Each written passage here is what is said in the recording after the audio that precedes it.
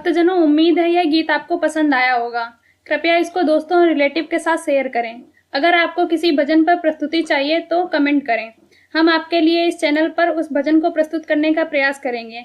अगर आपने हमारे YouTube चैनल को सब्सक्राइब नहीं किया है तो तुरंत सब्सक्राइब करें और बेल आइकन दबाना बिल्कुल ना भूलें। धन्यवाद।